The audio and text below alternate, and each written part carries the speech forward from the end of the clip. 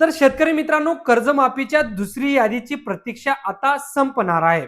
हो, स्वतः बाळासाहेब पाटील यांनी प्रेस कॉन्फरन्स करताना याची माहिती दिलेली. सोमवार किंवा मंगळवारी कर्जमाफीची दुसरी यादी येऊ शकते. आता ही यादी कोणती असणार आहे? ही यादी जो टप्पा पहिला चालू आहे, तर त्या टप्प्या पहिल्याची दुसरी यादी असणार आहे. आता टप्प्या पहिल्यामध्ये कोणाची कर्जमाफी होते? तर ज्या शेतकरी मित्रांचं 2 लाख रुपये पर्यंत कर्ज आहे, तर अशा शेतकरी मित्रांचा टप्पा पहिल्यामध्ये कर्जमाफी ही केली जात आहे.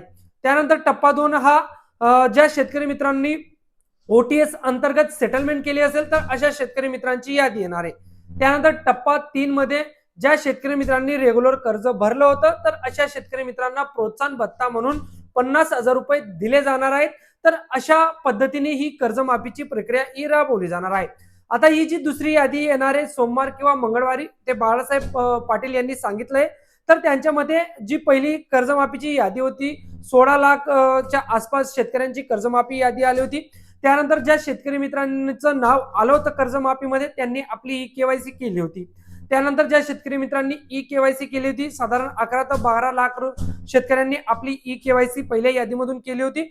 तर अशा शेतकरी मित्रांना राज्य सरकारने 7,000 कोटी रुपये वर्गित केले होते आणि त्यांच्या अकाउंटवर पैसे पडणं देखील सुरू झालेलं होतं. त्यानंतर आता दुसरी यादीचा नंबर असणार आहे. आता दुसरी यादीमध्ये ज्या शेतकरी मित्रांचं नाव येईल, तर त्यांची 2 लाख रुपये पर्यंत कर्जमाफी ही केली जाणार आहे. आता दुसरी यादीमध्ये किती शेतकऱ्यांचं नाव येतं हे अद्यापही क्लिअर नाही. ते सोमवारी किंवा मंगळवारी क्लिअर होऊन जाईल. राहिला विषय, ही यादी 10 ऑगस्टच्या आसपास येणार होती, परंतु मध्ये 15 ऑगस्ट आहे, म्हणजे इंडिपेंडन्स डे आहे. त्यामुळे राज्य सरकारच्या दुसऱ्या काही तयाऱ्या असतात. त्यामुळे हा मोठा जो गॅप आहे, तर तो गॅप यामुळे पडलेला आहे 15 ऑगस्टमुळे. नाहीतर दुसरी यादी ही 10 ऑगस्टच्या आसपास आली असती.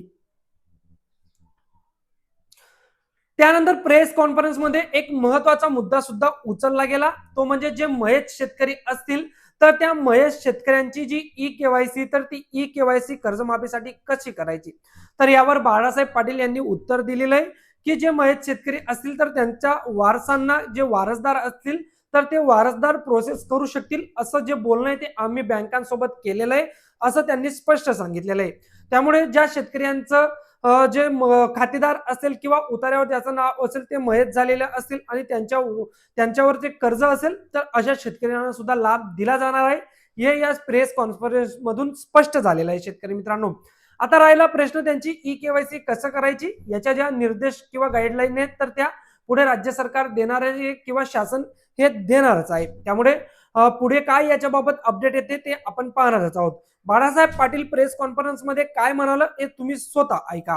पुढच्या टप्प्यातली कर्जमाफी कधीपर्यंत होईल? आता सोमवारी किंवा मंगळवारी 6.5 आपली यादी पडणार. एक तर जे वारसदार आहेत त्यांचे, आम्ही याच्यापूर्वीपासूनच त्याच्या बँकाला कल्पना दिल्या होत्या आणि ते काम आमचं चालू आहे आणि त्यांना देखील त्यांच्या वारसाला कर्जमाफीचा फायदा होणार. काय त्रुटी काय ती बघावं लागेल आणि त्रुटी त्यांच्याकडून काही असतील तर ते करतील किंवा आमच्याकडून सांगायचं आम्ही सांगू त्यांना. हा, इथं आम्हाला सगळे शेतकरी महाराष्ट्रातले आम्हाला ह्या कर्जमुक्तीचा फायदा द्यायचे.